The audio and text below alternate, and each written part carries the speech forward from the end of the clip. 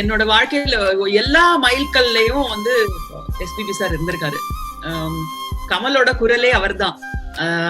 முக்கியமா அமருக்கெல்லாம் ஃப்ரெண்டு மூலமா தான் நாங்க வந்து கங்கை அமரன் நீங்க எல்லாம் சொல்றீங்க, நாங்க அமர்ன்னு ரொம்ப பிரியமா தான் சொல்லுவோம். அமர் தான்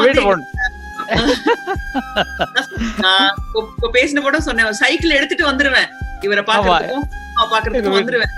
பசங்க எல்லாம் பிறகு கூட இல்ல, குட்டி குட்டியா இருப்பாங்க. எஸ்பிபி சாரையும் உங்க மூலமாவும் ராஜா சார் மூலமாவும் ரொம்ப மீட் நினைக்கிறேன்.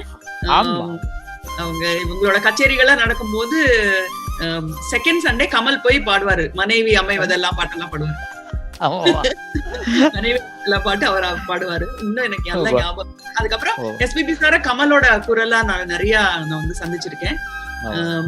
நம்ம வீட்டுக்கெல்லாம் கூட நிறைய வந்துட்டாரு. ஆனா முதல் முறையா எனக்கு ரொம்ப சந்தோஷமான விஷயம் என்னன்னா, அந்திமழை பொழிகிறது அந்த பாட்டை வந்து ராஜபார்வையில ஃபர்ஸ்ட் ஷாட் வந்து அவர் எஸ்பிபி சார் பாடுற மாதிரி கமல் வந்து வயலின் வசிக்கிற மாதிரி வேணும்னு சொல்லிட்டு நம்ம ஸ்டுடியோல எடுத்தோம். அப்போ அந்த படத்தோட கேமராமேன் வந்து பாம்பேல இருந்ததுனால கமல் சொன்னாரு, நீயே ஷூட் பண்ணிடு அப்படின்னாரு. சோ அதனால நான் கேமராவை வச்சு முதல்ல ஆபரேட் பண்ணி எடுத்த முதல் ஷாட் வந்து எஸ்பிபி சாரோட தான். எஸ்பிபி சார் அவரு மூவி கேமராவை ஃபர்ஸ்ட் மெட்ராஸ்ல பேஸ் பண்ணது, அதை எடுத்தது நான் தான் அப்படின்னு எப்பவும் சொல்லிக்கிட்டே இருப்பாரு.